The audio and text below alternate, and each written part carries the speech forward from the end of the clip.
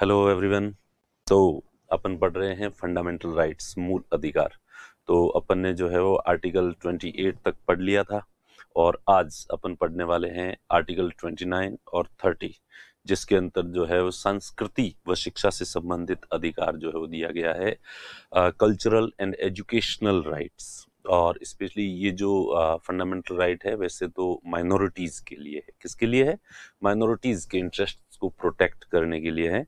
तो चलिए आर्टिकल 29 और 30 पढ़ने से पहले अपन एक बार, जैसा कि हर बार करते हैं, एक बार पिछला जो अपन ने पढ़ा था क्लास में उसको एक बार रिवाइज कर देते हैं। तो जिसमें right to freedom of religion अपन ने पढ़ा था, धर्म की स्वतंत्रता का अधिकार।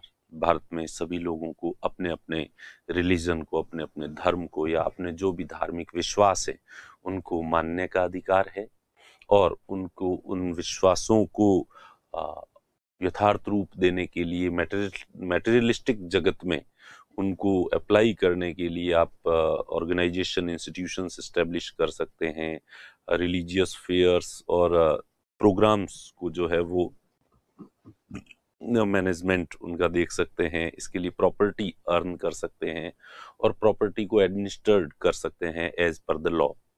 और उसके बाद स्टेट जो है वो किसी भी पर्टिकुलर रिलीजन के प्रमोशन के लिए किसी तरह का टैक्स नहीं लगाएगा और किसी को भी रिलीजियस इंस्ट्रक्शंस जहाँ कहीं पे भी दिए जा रहे हैं या धार्मिक शिक्षा कहीं पे दी जा रही है तो उसमें उपस्थित होने के लिए किसी को बाध्य नहीं किया जा सकता अगर वो उस धर्म की शिक्षाओं से सहमत नहीं है तो। ठीक है, तो एक बार जो है वो अपन फिर भी देख लेते हैं। देखें, अभी तो आज तो अपन पढ़ेंगे संस्कृति व शिक्षा से संबंधित अधिकार, कल्चरल एंड एजुकेशनल राइट। ठीक है, ये थोड़ा उल्टा लिख दिया, संस्कृति पहले लिखना था, शिक्षा बाद में लिखना था, पर चलता है, खैर इतना कोई दिक्कत नहीं है। तो पहले पिछला वाला देखते हैं। देखें, आर्टिकल 25 पढ़ा था अपन ने, 25 से लेके आर्टिकल जो है 28 तक। तो आर्टिकल 25 में सबसे पहले था अंतःकरण। क्या था? अंतःकरण की स्वतंत्रता।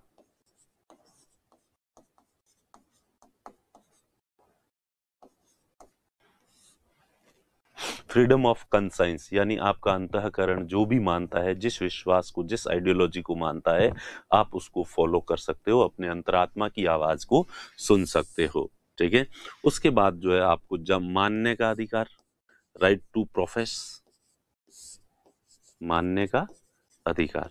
आप जो भी धर्म मानते हो उसको प्रोफेस करो, लोगों के सामने स्वीकार करो। आचरण करने का अधिकार, ठीक है, प्रैक्टिस करने का अधिकार।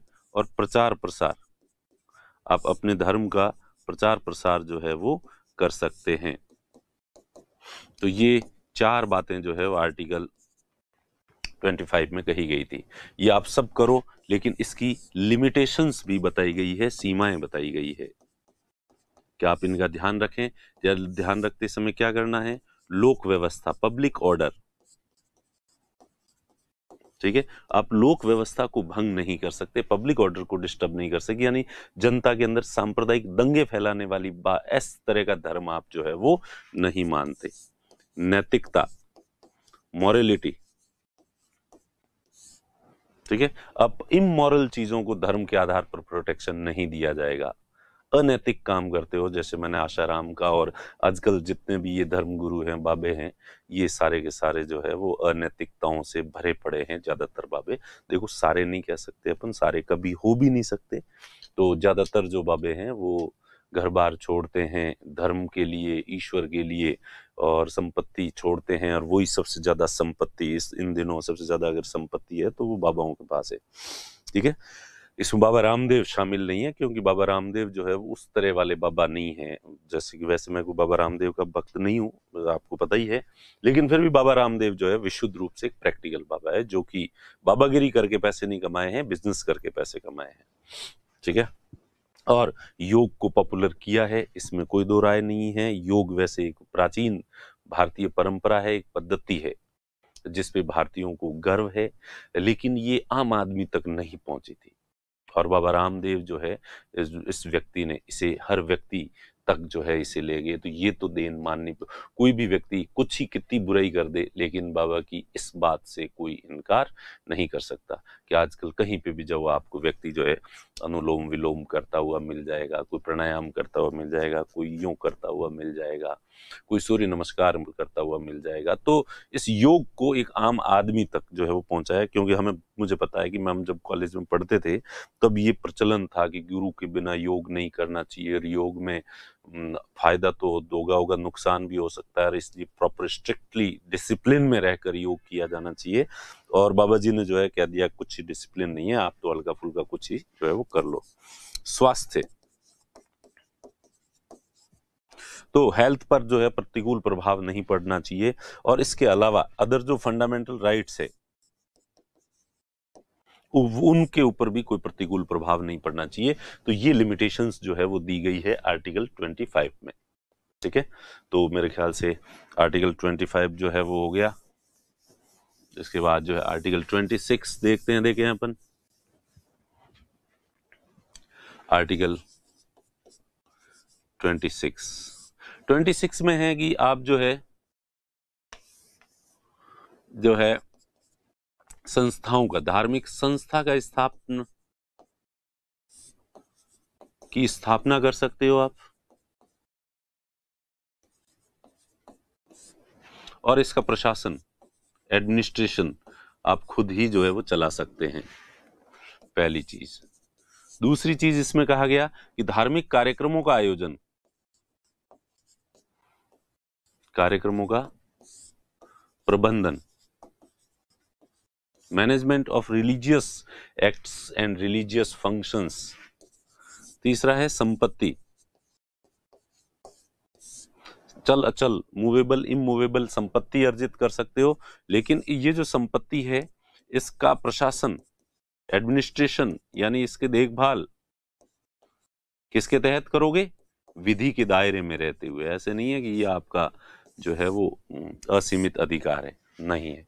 तो ये धार्मिक संस्था की स्थापना करो, धार्मिक कार्यक्रमों का आयोजन करो, धार्मिक संस्था और कार्यक्रमों के लिए पैसा इकट्ठा कर सकते हो, मूवेबल इमूवेबल प्रॉपर्टी, और उस पैसे को अपने हिसाब से हिसाब किताब रख सकते हो कानून के दायरे में रहते हुए। और इसकी भी 3 तरह की जो है वो वही 3 लिमिट है। लोक व्यवस्था, पब्लिक ऑर्डर, एक बार वापस बार बार मैं इसलिए लिखवा रहा हूं ताकि आपको याद हो जाए, बाद में पढ़ना ही न पड़े। मेरी कोशिश ये होती है कि क्लास में ही चीजें आपको याद हो जाए। पता नहीं आप इस उद्देश्य से इसको सुनते हैं या नहीं सुनते हैं, इसलिए मैं बार बार एक ही चीज को 5-5 बार जो है वो रिवाइज करता हूं। Public order, morality and health, स्वास्थ्य। ठीक है, ये 3 जो, और चौथा जो फंडामेंटल राइट्स वाला दिया हुआ था उसमें क्या था कि और फंडामेंटल राइट्स का उल्लंघन नहीं होना चाहिए, तो इसमें वो वाली एक्स्ट्रा नहीं दी गई है, केवल 3 लिमिटेशंस जो है वो दी गई है। तो मेरे ख्याल से जो है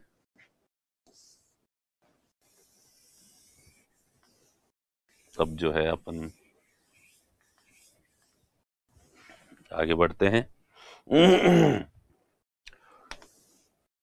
फिर आर्टिकल 27 में वो मैं एक जजिया वाले उदाहरण से आपको याद आ जाएगा कि चूंकि अभी हमारा राज्य जो है वो कोई धर्म हिंदू राष्ट्र नहीं है भारत, या मुस्लिम राष्ट्र नहीं है, इसलिए किसी एक धर्म को प्रमोट करने का राज्य का कोई इरादा नहीं है, इसलिए ऐसा कोई टैक्स नहीं लगाएगा। जजिया जैसा कर जो है वो अब नहीं लगेगा। और जजिया जैसे कर किसकी विशेषता होते हैं? धार्मिक राज्य की विशेषता होते हैं। तो इसलिए स्पेसिफिकली ये एक आर्टिकल दिया है कि स्टेट किसी पर्टिकुलर रिलीजन के प्रमोशन के लिए जो है वो कोई टैक्स नहीं लगाएगा। उसके बाद आर्टिकल 28 पढ़ा था अपन ने, और आर्टिकल 28 में पढ़ा था कि जो एजुकेशनल इंस्टीट्यूशंस हैं उनमें रिलीजियस टीचिंग्स इंस्ट्रक्शंस दिए जाते हैं, उसमें किसी को उपस्थित होने के लिए बाध्य नहीं किया जा सकता। Everyone has freedom not to be present in the religious instructions in any educational institution. ठीक है, एजुकेशनल इंस्टीट्यूशन में रिलीजियस इंस्ट्रक्शंस दिए जा रहे हैं, तो उसमें प्रेजेंट नहीं रहने की फ्रीडम है हर व्यक्ति को। मैं इस क्लास में नहीं बैठ सकता। और इसमें यह भी बताया 4 तरह के इंस्टीट्यूशंस बताए। विशुद्ध रूप से जो सरकारी संस्थाएं होती है उनमें रिलीजियस इंस्ट्रक्शंस नहीं दिए जा सकते। लेकिन किसी रिलीजियस ट्रस्ट के द्वारा एस्टेब्लिश किया गया है, but it is administered by the government, then there can the religious instructions can be provided in those institutions. And then the private institution which is aided by government, and private institutions which is financially fully self-dependent. In those institutions, religious instructions can be provided, but every student has right not to be present in that class of religious instructions. ठीक है, तो उस class में उपस्थित नहीं हो सकता। तो 4 तरह के जो है वो इंस्टीट्यूशंस जो है वो बताए गए हैं। तो ये मेरे ख्याल से ये क्लियर हो गया है। ठीक है, उसके बाद जो है अब आ जाते हैं अपन आर्टिकल 29 और आर्टिकल 30। ये आर्टिकल बहुत छोटे छोटे ही हैं, जैसे कि मैंने पहले भी आपको बताया। आप ऐसा मत समझना कि मैं कोई घास काट रहा हूं, ये आर्टिकल हैं ही छोटे। और आर्टिकल 19, आर्टिकल 20, 21 और 22, ये 4 आर्टिकल बड़े आर्टिकल थे। और उससे बाद मध्यम साइज के जो आर्टिकल थे 14, 15 एंड 16, और बाकी वाले आर्टिकल हैं ही छोटे छोटे आर्टिकल, ये जो फटाफट हो नहीं है। तो अगर अपन देखें कि आर्टिकल जो है वो 20 अल्पसंख्यकों के हित, यहाँ का नाम तो माइनॉरिटीज लिखा हुआ है इस आर्टिकल में। ठीक है, अल्पसंख्यक वर्गों के हितों का प्रोटेक्शन। तो इस आर्टिकल के 2 पार्ट हैं। पहला जो भाग है इसमें लिखा गया है कि भारत का जो राज्य क्षेत्र है, इंडियन जो टेरिटरी है, भारत का राज्य क्षेत्र, इंडियन टेरिटरी, ठीक है, इन इंडियन टेरिटरी में रहने वाले नागरिक, भारत के जो नागरिक, तो इसका मतलब ये अधिकार भी केवल नागरिकों का है जो यहां निवास करते हैं। नागरिक भी हैं प्लस भारत के निवासी भी हैं, रेजिडेंट्स भी हैं। ऐसा नहीं कि भारत के नागरिक जो विदेशों में रहते हैं उनके लिए नहीं है, भारत के Indian citizens who are residing in Indian territory. ठीक है, वो क्या कर सकते हैं, वो अपनी संस्कृति,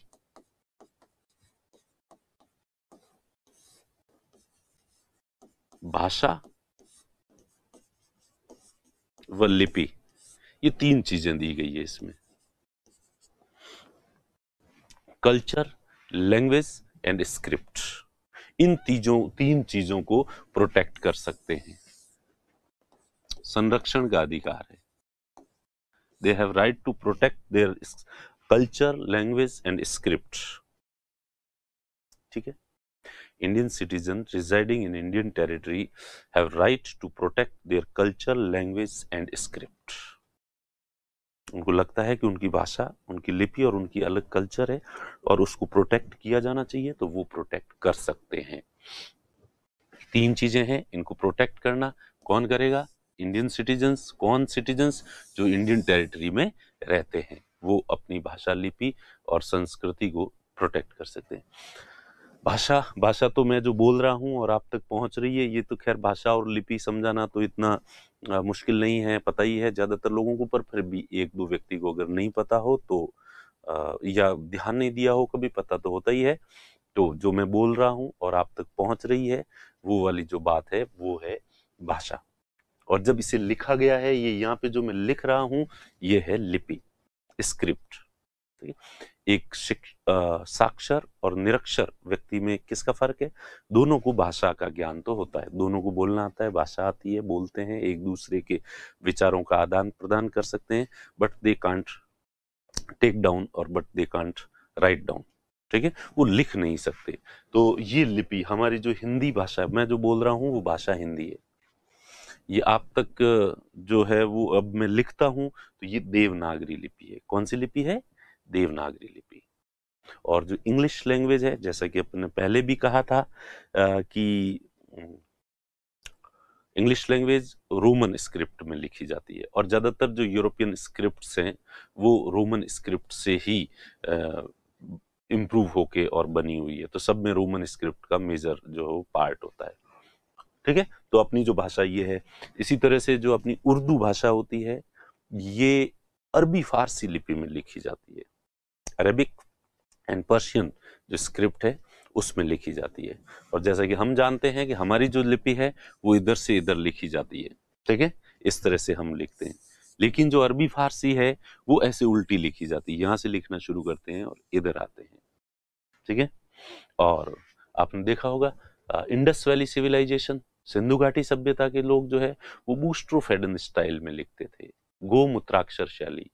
गोमूत्राक्षर पता ही होगा, बैल जब चलता है और वो टॉयलेट करता है तो यूं यूं यूं निशान बनता है, ठीक है। तो वो ऐसे लिखते, इधर से शुरू करते, इधर खत्म हो जाती लाइन, वापस इधर से ही शुरू करते, फिर इधर खत्म हो जाती, इधर करते, फिर इधर से इधर, इधर से इधर, इधर, यूं तकलीफ नहीं उठाते। अभी तो क्या करते हैं अपन कि इधर से लिखना शुरू करेंगे, यहाँ पहुंचेंगे, फिर वापस यहाँ से शुरू करेंगे। लेकिन सिंधु घाटी सभ्यता वाले इधर से पहुंचते, यहाँ जाते तो फिर अगली लाइन यहाँ से शुरू कर देते, फिर अगली यूं शुरू कर देते, जैसे बूस्ट्रोफेडन स्टाइल जो है वो कहते हैं। और आपने देखा होगा तो ये जो मरुस्थलीय एरिया है ना, अरब प्रदेश, और ये यहाँ पे जितनी भी जो स्क्रिप्ट डेवलप हुई है वो सारी स्क्रिप्ट जो है वो इधर से इधर लिखी जाती है। यूरोप में जो भी स्क्रिप्ट डेवलप हुई है वो इधर से इधर लिखी जाती है, अपनी भी स्क्रिप्ट इधर से इधर लिखी जाती है। और चाइना, कोरिया वगैरह, इनकी जो स्क्रिप्ट है आपको ये जान पता ही होगा वैसे तो आपको, लेकिन इनकी स्क्रिप्ट ऐसे लिखी जाती है, ऊपर से नीचे की तरफ, वो वैसे लिखते हैं, ठीक है। हालांकि आजकल उन्होंने अपने को देख देख के, और पूरी दुनिया में यही प्रचलन है, इसलिए उन्होंने भी अब ऐसे लिखना शुरू कर दिया है, ठीक है। क्योंकि उनकी चित्राक्षर शैली है, चित्र भी होते हैं और अक्षर भी होते हैं, तो इसमें फिर सुविधा है, यूं की यूं भी लिखना जो है वो शुरू कर दिया है।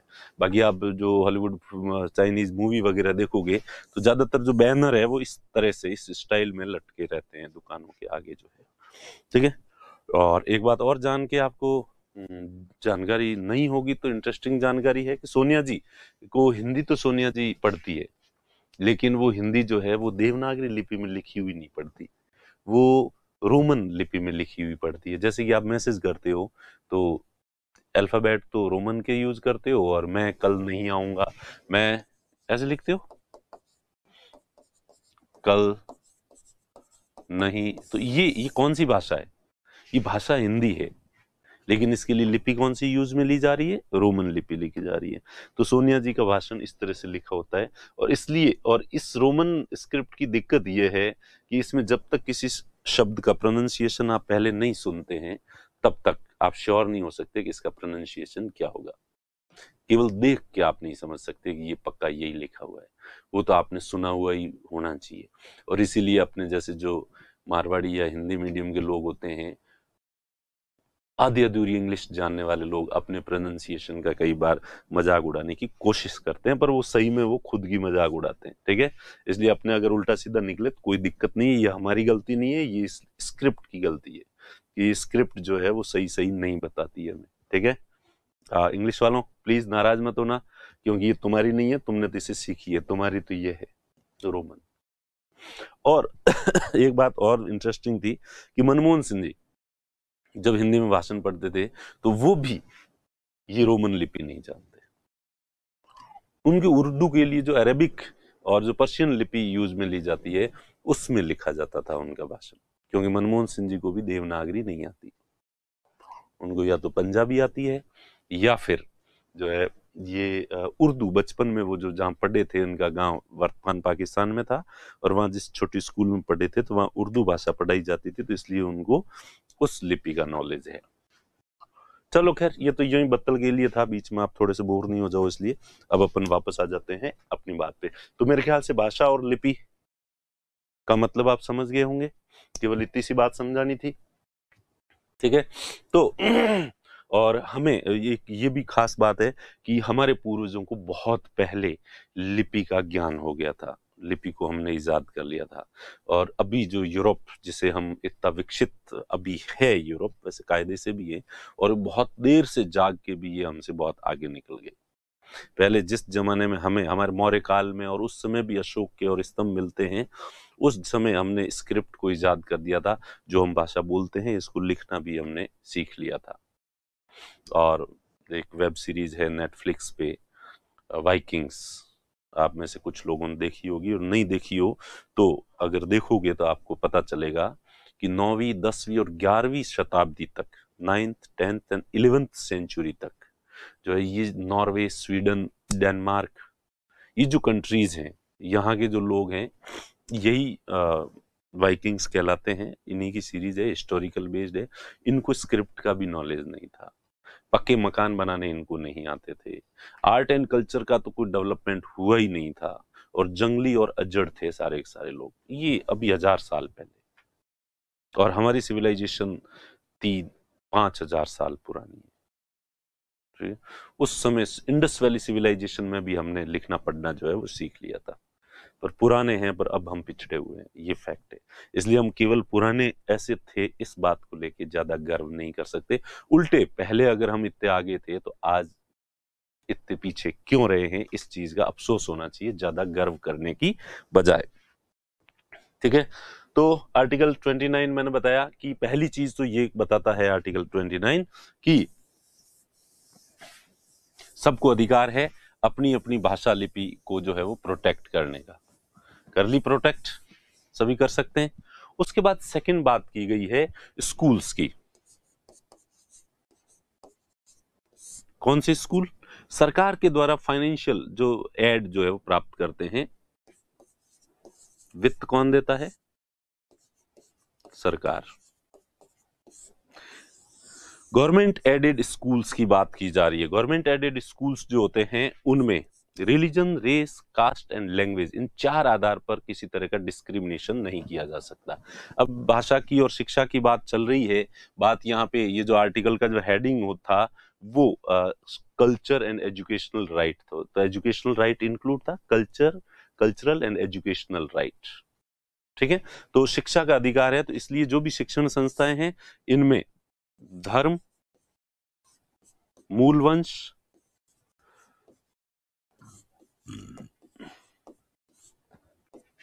जाति जो कभी नहीं जाती, और भाषा, 4 चीजें हैं।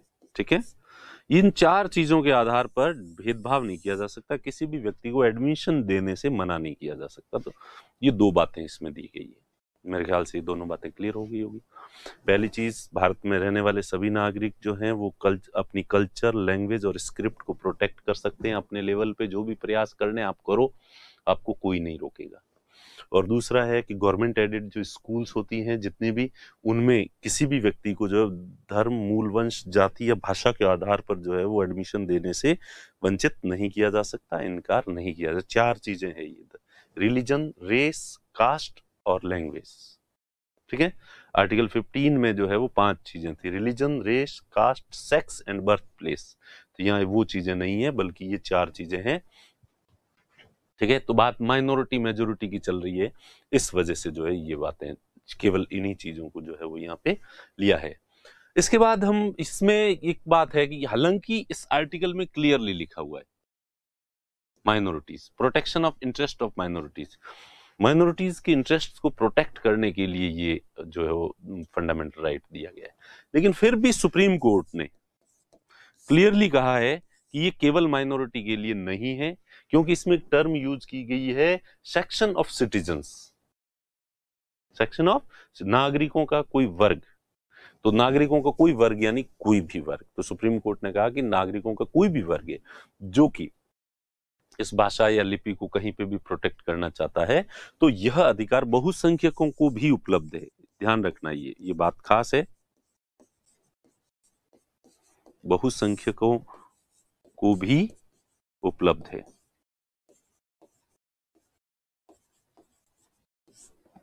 ठीक है,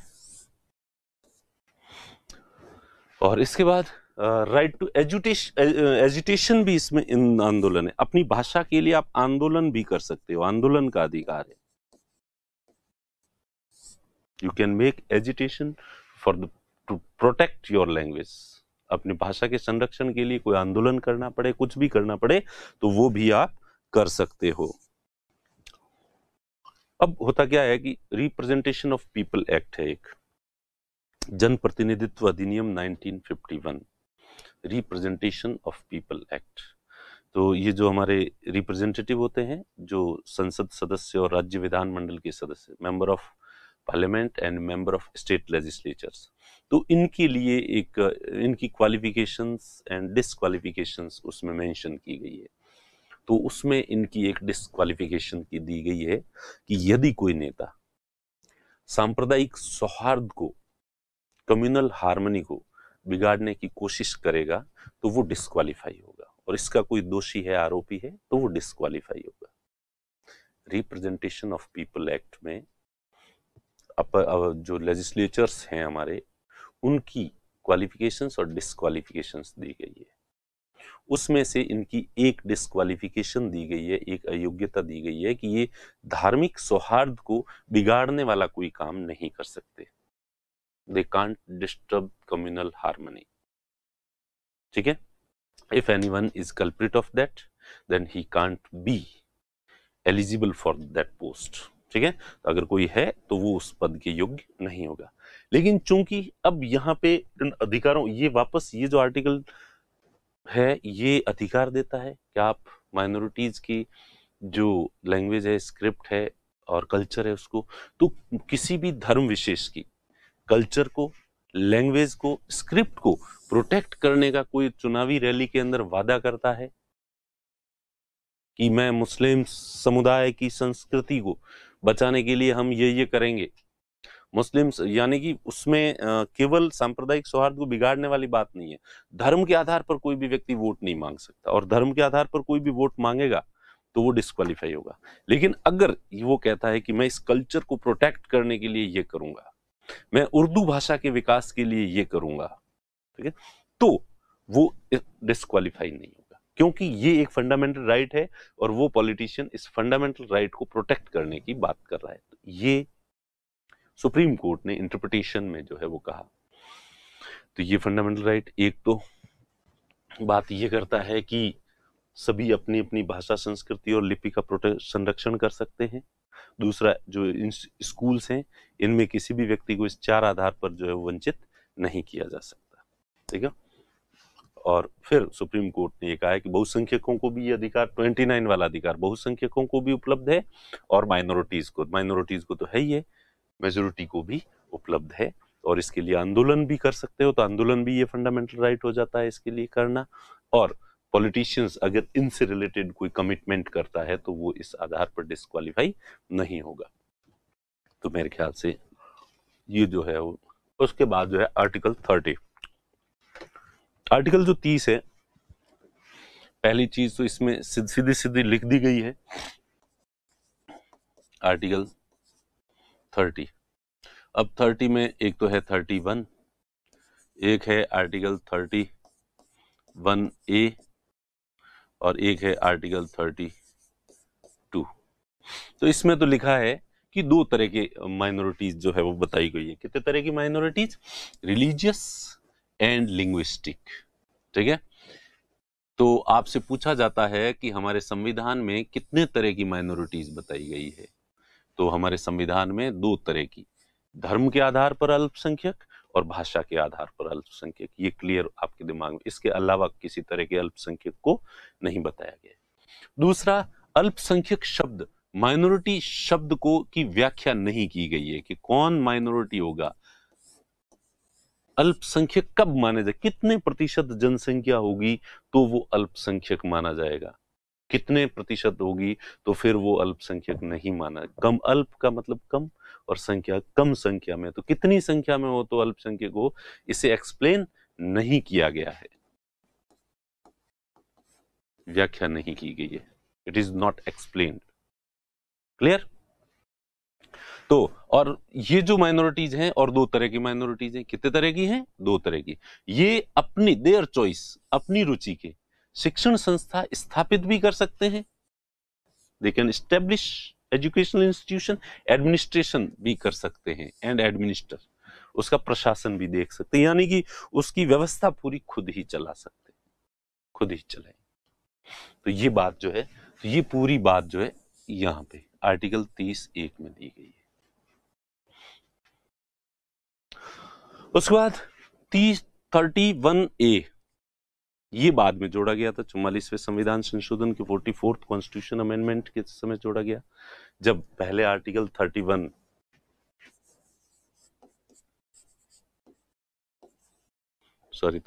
केवल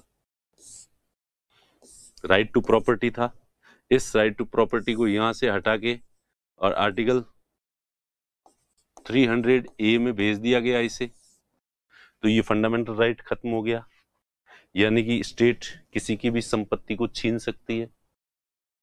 ठीक है, स्टेट किसी की संपत्ति को छीन सकती है, आगे अपन देखेंगे, छीन भी सकती है, और उसके लिए कंपेंसेशन भी कितना दिया जाएगा ये स्टेट खुद ही तय करेगा।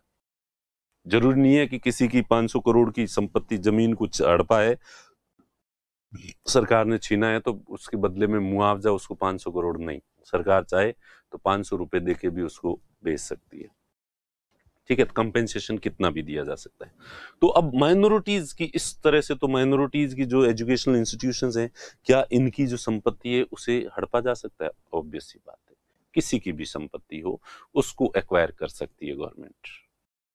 अब करेगी एक्वायर, तो माइनॉरिटीज को इनसिक्योरिटी नहीं रहनी चाहिए, इसलिए इसमें ये क्लियरली किया गया है कि माइनॉरिटीज की जो अगर कोई प्रॉपर्टी, कोई लैंड, कोई और भी असेट है, उसे गवर्नमेंट एक्वायर करती है नेशनल इंटरेस्ट में, पब्लिक इंटरेस्ट में, तो उसका जो कंपेंसेशन दिया जाएगा अमाउंट, वो पूरा दिया जाना चाहिए। क्षतिपूर्ति की राशि जो है, यदि माइनॉरिटी संस्था की, इंडिविजुअल व्यक्ति की बात नहीं की जा रही है, यहाँ पे ध्यान रखना, यहाँ पे इंडिविजुअल व्यक्ति की बात नहीं की जा रही है, किसी मुस्लिम की संपत्ति छीनी जाएगी तो उसे जो है वो पूरी क्षतिपूर्ति दे, नहीं, किसी मुस्लिम संस्था जो इस कैटेगरी में आती है, माइनॉरिटीज इंस्टीट्यूशन की कैटेगरी में आती है, उस कैटेगरी की कोई संस्था है, ठीक है, तो अल्पसंख्यक संस्था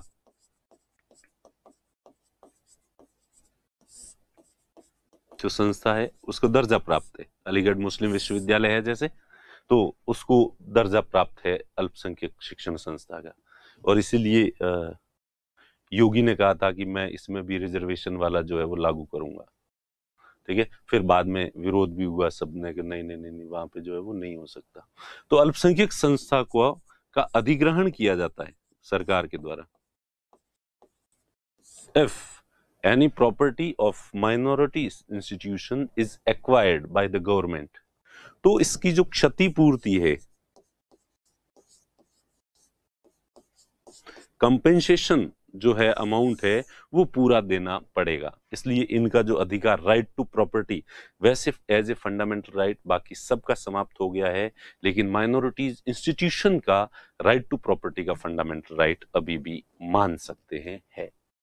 ठीक है, तो ये आपके कई बुंगड़ी टाइप के जो उपदेशक होते हैं, जो नॉर्मली इस चीज को जो है वो इशू बना के फेसबुक पे, और कभी आपने भाषण जो है वो सुने होंगे उनके, ठीक है, तो उनकी जो भी प्रॉपर्टी है उसको प्रोटेक्शन दिया गया है। और इसके अतिरिक्त जो है, एक पता नहीं, मैं खुद ही कंफ्यूज चलता हूँ कि आर्टिकल 30A है, 30A ये करता है, 30A वो करता है, पता नहीं, ऐसे भाषण सुन रहे हैं। आर्टिकल 30A कोई आर्टिकल है ही नहीं कॉन्स्टिट्यूशन के अंदर। उसके बाद जो है आर्टिकल 32, इसमें दिया गया है कि ये जो संस्थाएं हैं, अल्पसंख्यक संस्थाएं, ये जो स्कूल है सपोज, तो गवर्नमेंट जब भी किसी स्कूल को वित्तीय सहायता देगी, एजुकेशनल इंस्टीट्यूशंस को वित्तीय सहायता जब भी सरकार उपलब्ध करवाएगी, तो इन संस्थाओं के साथ कोई भेदभाव नहीं किया जाएगा। वित्तीय संस्था प्रदान करने में भेदभाव नहीं किया जाएगा। जितना दूसरे एजुकेशनल इंस्टीट्यूशंस को फाइनेंशियल एड गवर्नमेंट देगी, माइनॉरिटीज के एजुकेशनल इंस्टीट्यूशंस को भी उतनी ही जो है वो एड दी जाएगी। तो तीन चीजें, पहला माइनॉरिटीज, पहले क्या थी, दो ही थी, कि माइनॉरिटीज जो है अपनी रुचि के एजुकेशनल इंस्टीट्यूशंस एस्टेब्लिश कर सकते हैं और उसका एडमिनिस्ट्रेशन देख सकते हैं, और दूसरा, ये जो एजुकेशनल इंस्टीट्यूशंस इन्होंने स्थापित किए, गवर्नमेंट एजुकेशनल इंस्टीट्यूशंस को जो भी फाइनेंशियल सपोर्ट करेगा, तो इन इंस्टीट्यूशंस के साथ किसी तरह का डिस्क्रिमिनेशन नहीं करेगी। दो चीजें, अपनी रुचि की शिक्षण संस्थाएं स्कूल स्थापित कर सकते हैं, और सरकार जब भी स्कूलों को फाइनेंशियल सपोर्ट करेगा तो आपके साथ कोई भेदभाव नहीं किया जाएगा, आपको भी उतनी वित्तीय सहायता दी जाएगी। ठीक है, निजी संस्थाओं को जो भी दूसरी निजी संस्थाओं को दी जाएगी, आपको भी दी जाएगी।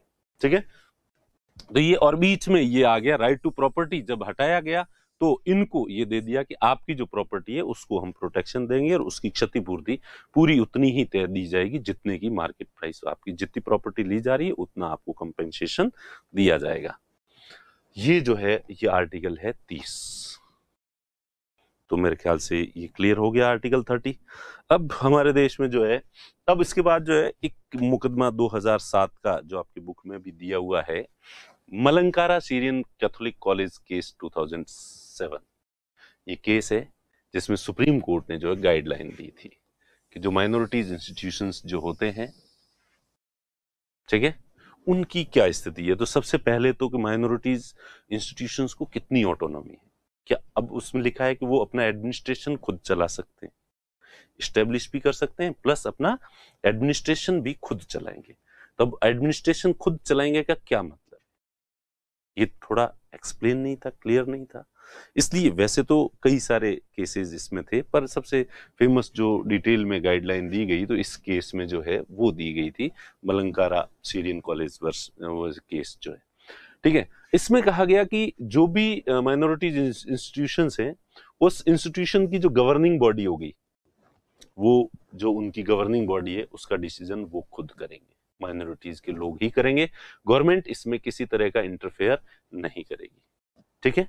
उसके बाद उसमें जितना भी टीचिंग स्टाफ रखना है, वो टीचिंग स्टाफ भी वो अपने हिसाब से रखेंगे। इसके लिए कोई रीट या ऐसे एग्जाम क्लियर करवाना और ये कॉम्पिटिटिव आरपीएससी के थ्रू, यूपीएससी के थ्रू या जो भी बॉडी होती है उसके थ्रू नहीं, नहीं नहीं ऐसा कुछ भी नहीं है। वो अपने हिसाब से जो है टीचिंग स्टाफ जो है वो निर्धारित करेंगे, वो खुद ही भर्ती करेंगे अपने लेवल, अपने चहेतों को भर्ती करेंगे, और भर्ती के जो भी पैरामीटर, रीजनेबल पैरामीटर्स होने चाहिए, और उन पैरामीटर्स के तहत जो है करेंगे।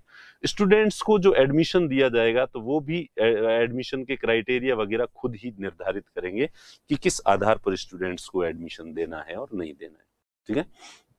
एक बात ये ध्यान रखना कि क्या माइनॉरिटी इंस्टीट्यूशंस में जो है वो केवल माइनॉरिटी के स्टूडेंट्स ही एडमिशन ले सकते हैं, तो सुप्रीम कोर्ट ने इसमें जो है वो वर्डिक्ट दिया है कि नहीं, माइनॉरिटी के जो इंस्टीट्यूशंस हैं वो उनमें केवल जो है वो माइनॉरिटी के स्टूडेंट्स को एडमिशन नहीं दिया जाएगा। और सुप्रीम कोर्ट ने ये क्लियर किया कि भाई ये प्रोविजन क्यों दिया गया है, ये इसीलिए तो दिया गया है कि जो माइनॉरिटीज है उनकी संस्कृति, उनकी भाषा, उनकी लिपि, इनका प्रोटेक्शन ही तो करना है। जब इनका प्रोटेक्शन करना है और आपका ये इंस्टीट्यूशन है, आपके स्टूडेंट तो वैसे भी ये भाषा संस्कृति बोलते हैं, और ये जो दूसरे लोग हैं ये भी अगर आके यहाँ एडमिशन लेते हैं और आपकी जो कल्चर और आपकी जो लैंग्वेज है उसको अगर सीखते हैं, तो ये तो प्रोटेक्शन ही हो रहा है। इसमें बाधा कहाँ आ रही है? नहीं आ रही है। उल्टे 10 दूसरे लोग और सीखेंगे तो आपकी संस्कृति का, आपकी भाषा का तो विस्तार होगा। और आर्टिकल 29 और आर्टिकल 30 में जो अधिकार दिया गया है वो अपनी कल्चर को प्रोटेक्ट करने के लिए, अपने विचारों को प्रोटेक्शन, संरक्षण के लिए दिया है, और इससे संरक्षण हो रहा है। संरक्षण में किसी तरह की बाधा नहीं आ रही है, इसलिए दूसरे स्टूडेंट्स को एडमिशन से मना नहीं किया जा सकता। इनमें जो रिलीजियस इंस्टीट्यूशंस हैं उनमें दूसरे जो लोग हैं, दूसरे रिलीजन के हैं या लिंग्विस्टिक माइनॉरिटी है, तो दूसरी भाषा के लोग, आप अपनी भाषा को, गुजराती अपनी भाषा को प्रोटेक्ट करने के लिए स्कूल स्थापित करते हैं कि हम केवल गुजरातियों, क्यों भाई, गुजराती तो ऑलरेडी गुजराती बोल ही रहे हैं। अगर कोई पंजाबी बोलने वाला तुम्हारे इंस्टीट्यूशन में एडमिशन ले लेगा और वो भी गुजराती सीख लेगा, तो इससे गुजराती का क्या नुकसान हो जाएगा? उल्टा गुजराती का तो विस्तार ही होगा। तो सुप्रीम कोर्ट ने इसलिए कह दिया। फिर भी अब फिर माइनॉरिटी वाले फिर भी चिल्लाते हैं कि साहब हमने इतनी मेहनत करके हमारे समाज के लिए इतना पैसे चंदा इकट्ठा किया, स्कूल स्थापित की, हमारे समाज के लिए कुछ तो होना चाहिए, केवल हमारे जो समाज है उसके स्टूडेंट्स को वरीयता मिलनी चाहिए। तो बिल्कुल, तो ये स्टेट डिसाइड करेगा कि उसमें जो है कितना होना चाहिए। तो जैसे कर्नाटक में 25% की सीटें जो रिजर्व होगी माइनॉरिटी इंस्टीट्यूशन में, माइनॉरिटी के लिए 25 ही होगी। महाराष्ट्र में जो है वो 50% है। तो वो स्टेट टू स्टेट डिपेंड करता है कि कितने स्टूडेंट्स जो है वो होंगे माइनॉरिटी के, कम से कम इतने तो, हालांकि होते इससे ज्यादा ही है क्योंकि वो पूरा एनवायरनमेंट होता है, तो वहाँ वही लोग जो है वो ज्यादा आते ही हैं। जैसे रीजनल लेवल पे भी, यहाँ पे भी देखोगे आप, जयपुर में कोई कॉलेज है तो एक डिस्ट्रिक्ट के लोग अगर उसमें पहले आ गए तो बाद में वो दूसरों को बुला बुला के उसी कॉलेज में एडमिशन दिलाएंगे और उस क्षेत्र के लोग जो है वो ज्यादा हो जाएंगे। तो इस वजह से वो होते ही है। इसी तरह से स्टूडेंट्स को एडमिशन कैसे देना है ये भी ये खुद ही तय करेंगे। और जो इंस्टीट्यूशन की प्रॉपर्टी है, इस प्रॉपर्टी को कैसे मैनेज करना है, कैसे यूज करना है इसका, ताकि इससे कमर्शियल फायदे वगैरह कैसे उठाए जा सकते हैं, ये सब खुद तय करेंगे। इसमें किसी तरह का इंटरफेयर स्टेट जो है वो नहीं करेगा माइनॉरिटी इंस्टीट्यूशंस में। उसके बाद कहा कि लेकिन इस बात एक बात का ध्यान रखना, कोर्ट ने ये क्लियर कहा कि देखिए आर्टिकल 29 और आर्टिकल 30 ये आपको प्रिविलेजेस नहीं दे रहे हैं, आपको श्रेष्ठ बनाने के लिए नहीं है। ऐसा लगता है कि चूंकि भारत एक मल्टीकल्चरल कंट्री है और यहाँ पे हिंदू मेजोरिटी में है, हिंदी भाषी मेजोरिटी में है, इसलिए बाकी जो माइनॉरिटीज हैं, लिंग्विस्टिक हो या रिलीजियस, उनका सप्रेशन नहीं होना चाहिए, उनको दबाया नहीं जाना चाहिए, वो इनसे पीछे नहीं रहने चाहिए, वो भी इनके समकक्ष रहने चाहिए। तो आपको ये जो प्रिविलेज, ये जो विशेष अधिकार दिया गया है, हिंदुओं के समकक्ष लाने के लिए दिया गया है, हिंदुओं से आपको आगे ले जाने के लिए नहीं दिया गया है। अंतिम जो आइडियल है वो तो राइट टू इक्वलिटी है, सब समान होने चाहिए, कोई भी श्रेष्ठ नहीं है। तो आपको श्रेष्ठ बनाने के लिए ये अधिकार नहीं दिया गया है, ये बात आप हमेशा ध्यान में रखना। आपको श्रेष्ठ बनाने के लिए ये नहीं दिया गया है, ठीक है। तो इसलिए जो है आप इसको ऐसा ना माने कि ये हमारी संस्था है, यहाँ तो हम ही हमें और हमारे ही सब कुछ चलना चाहिए, इसलिए नहीं। इसलिए चूंकि आपको बराबर लाने के लिए किया जा रहा है, इसलिए आप एक्स्ट्रा प्रिविलेजेस की उम्मीद नहीं करें, और इसलिए आपको एक जो है ना स्वच्छंदता नहीं दी जा सकती। आपको विशेष अधिकारों के साथ आपके नियमन कर सकते, regulation, these institutions can be regulated by the state.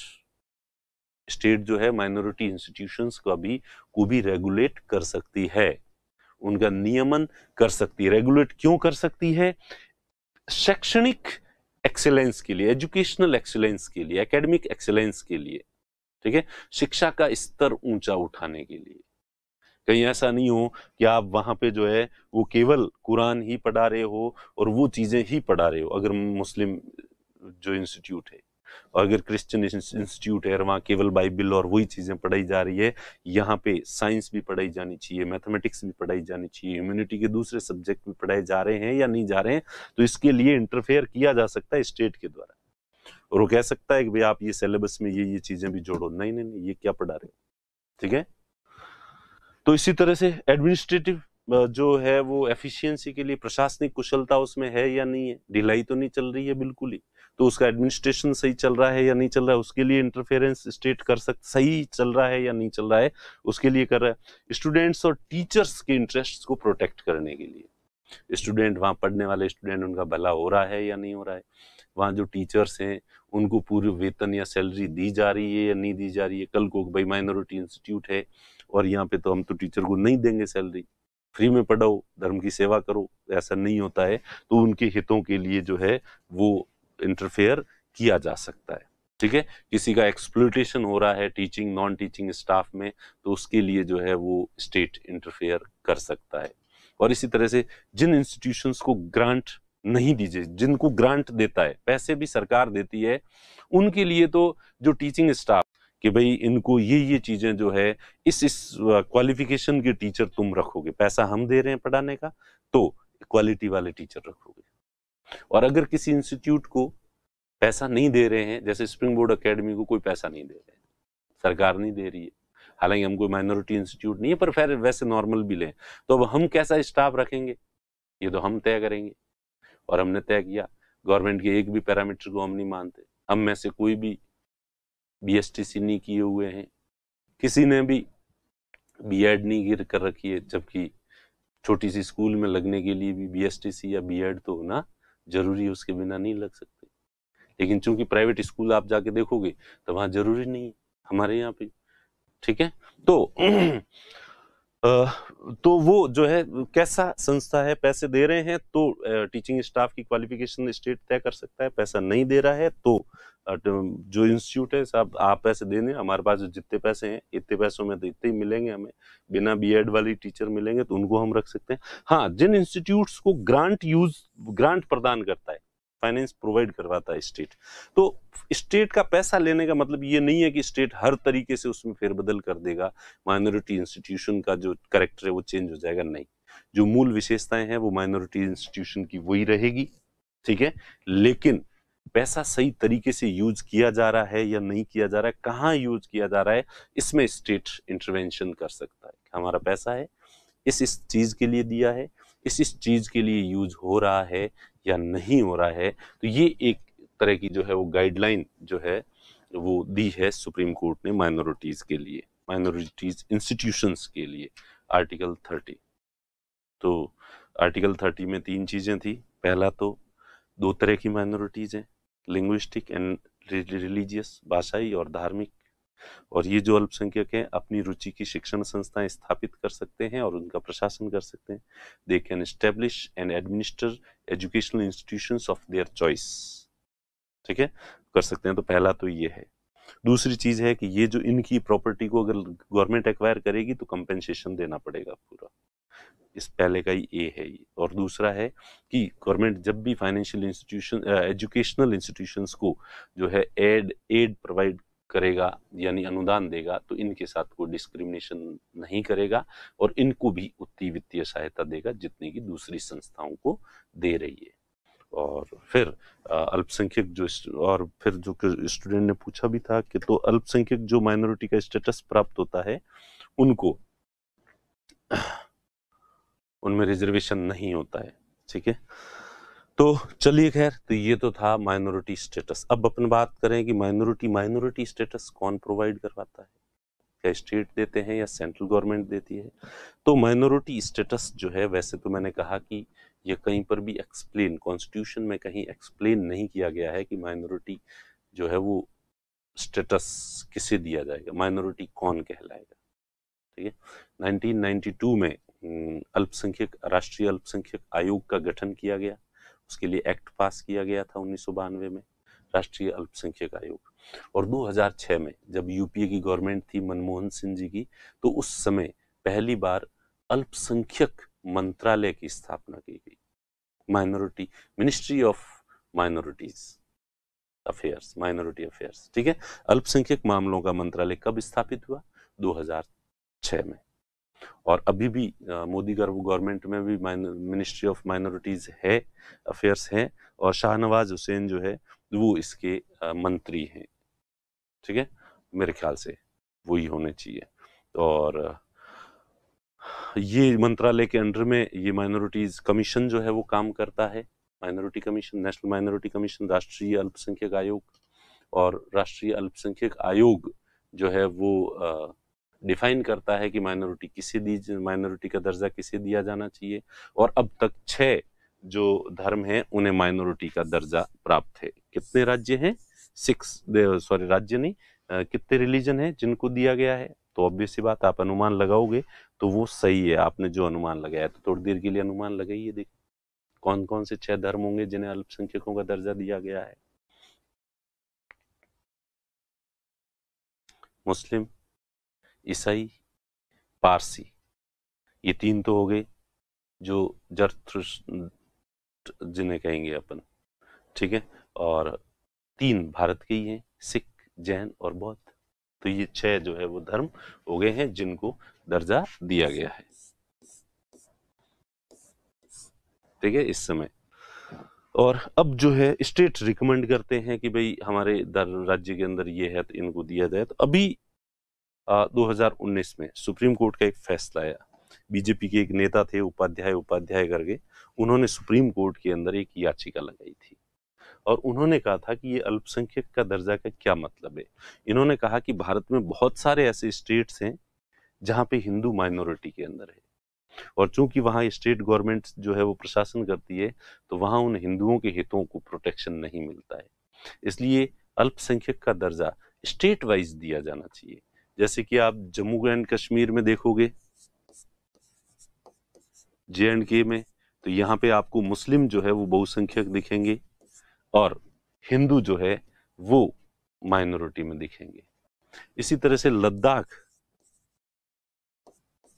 जाओगे आप, तो यहाँ पे बौद्ध बहुसंख्यक दिखेंगे आपको और हिंदू यहाँ पे भी अल्पसंख्यक है। आप लक्षद्वीप जाओगे,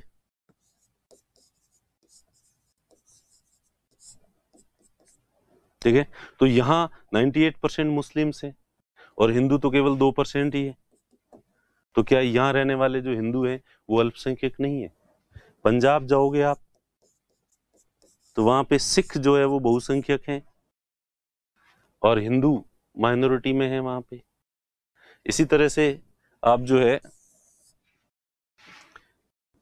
नागालैंड, मेघालय, मिजोरम, ये ऐसे स्टेट हैं जहां पे ईसाई जो है वो बहुसंख्यक है। और फिर आसाम स्टेट देखो तो 34% जो है वो मुस्लिम्स हैं।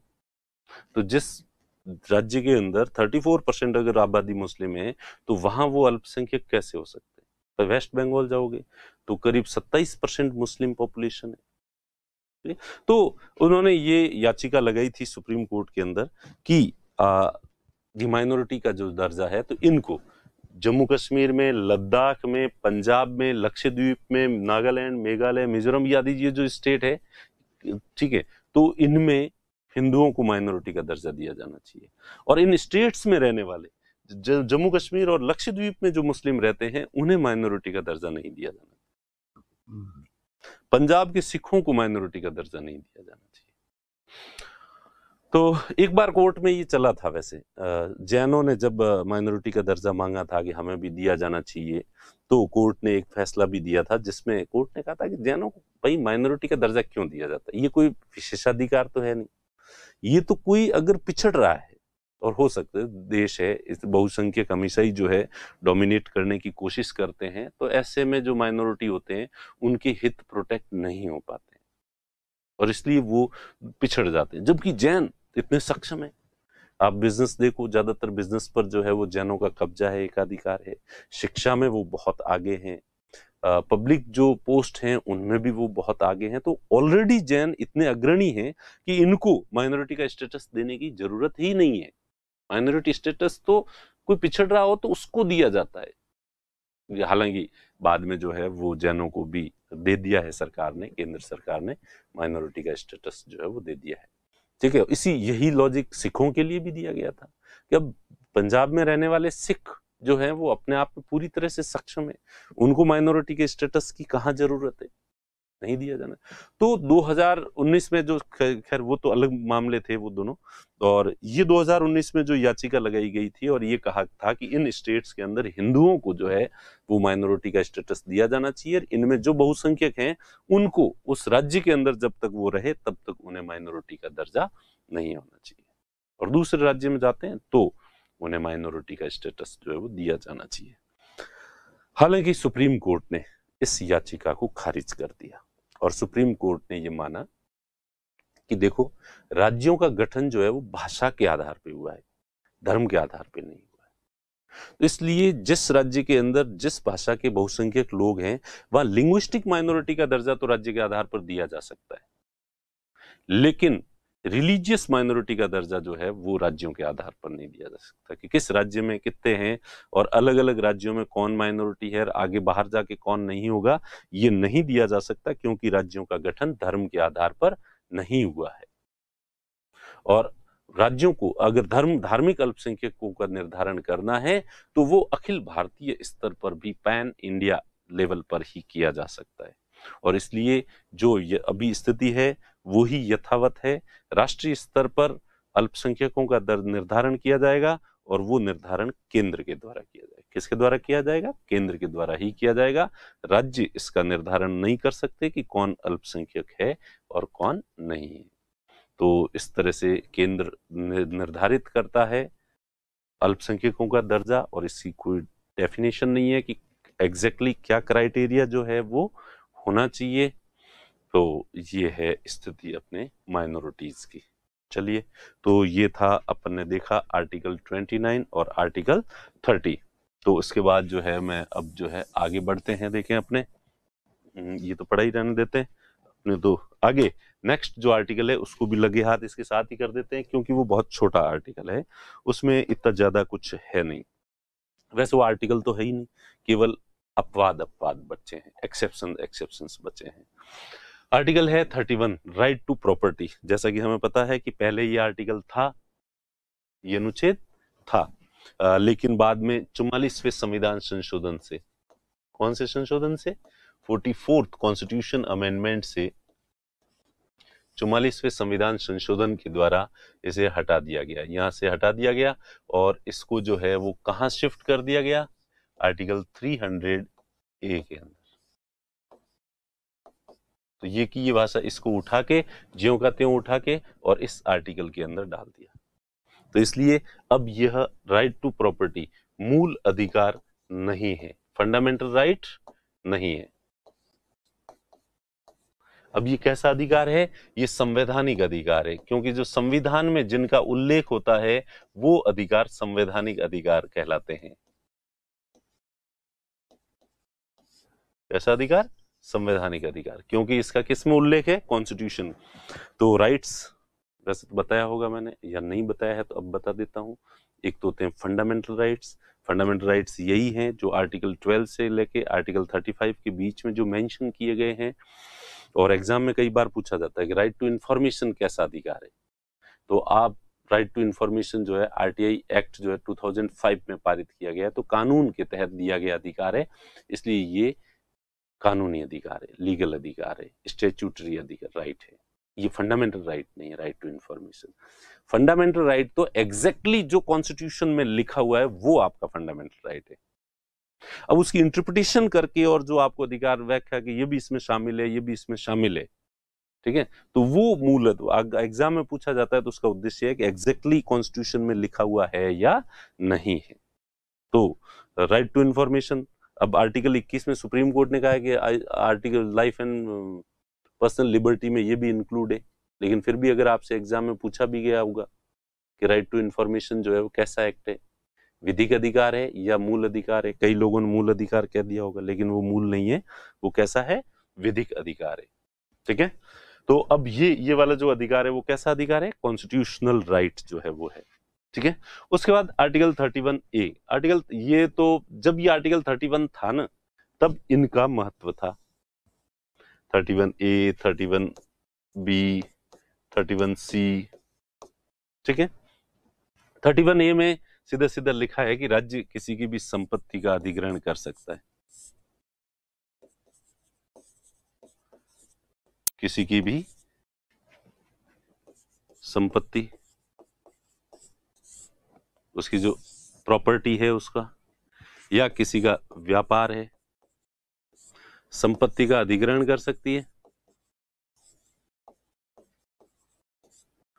व्यापार का राष्ट्रीयकरण कर सकती है,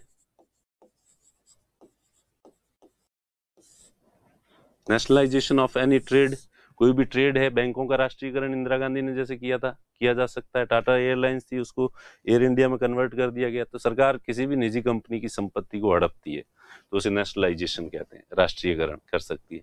किसी की जमींदारों के पास जो जमीन थी वो सरकार ने जो है वो ले ली, तो प्रॉपर्टी को जो है वो छीन सकती है सरकार। और इसके लिए कोई भी क्षतिपूर्ति वगैरह सरकार जो भी तय करेगी, कंपेंसेशन अमाउंट, वो सरकार की मर्जी है कि वो परिस्थितियों को देख के जो है वो क्षतिपूर्ति की राशि जो है निर्धारित कर सकती है। और क्षतिपूर्ति की राशि निर्धारित करती है तो इसे न्यायालय के अंदर जाके और चुनौती नहीं दी जा सकती कि हमें कितनी कंपेंसेशन जो है वो दिया गया है, हालांकि उसको तो रिजेक्ट कर दिया न्यायालय ने। और आर्टिकल 31B में जैसा कि अपन ने पहले भी पढ़ा था, तो 9वीं अनुसूची का प्रोविजन किया गया है कि यदि आर्टिकल 31B में ये लिखा हुआ है कि यदि किसी अधिनियम को या किसी सरकारी आदेश को 9th शेड्यूल में रख दिया जाएगा तो न्यायालय उसका न्यायिक पुनरावलोकन नहीं कर सकता। इफ एनी एक्ट और गवर्नमेंट ऑर्डर इज इंक्लूडेड और added in 9th schedule then there can't be judicial review of that act और दैट ऑर्डर। तो ये क्लियर लिखा है। तो 9वीं अनुसूची जो है अपनी शक्ति कहां से प्राप्त करती है, आर्टिकल 31B से। और उसके बाद आर्टिकल 31C में क्या है, ये यहाँ पे अभी समझ में नहीं आएगा। आर्टिकल 31C अपन ने पहले भी पढ़ लिया है एक बार और उस समय भी आपको पूरी तरह समझ में नहीं आया। तो इसमें वही है कि आर्टिकल 39B और 39C के ऑब्जेक्टिव्स को अचीव करने के लिए पार्लियामेंट यदि कोई एक्ट पास करती है और उस एक्ट से आर्टिकल 14 के फंडामेंटल राइट का वायलेशन होता है तो इसको वायलेशन नहीं माना जाएगा।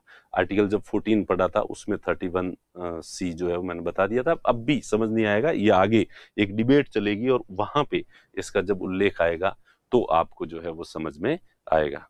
तो आर्टिकल 31 में तो सरकार को, राज्य को पूरे अधिकार दिए हैं कि वो किसी की भी संपत्ति को ले सकती है, किसी के भी व्यापार को ले सकती है, किन किन चीजों को ले सकती है, पूरी लिस्ट जो है वो उसमें बना रखी, किसी की भी ले सकती है।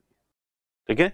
और आर्टिकल 31B में प्रोटेक्शन दिया गया है और 9th शेड्यूल को अधिकार दिए गए हैं। 9th शेड्यूल वाले अधिकार 31B में है।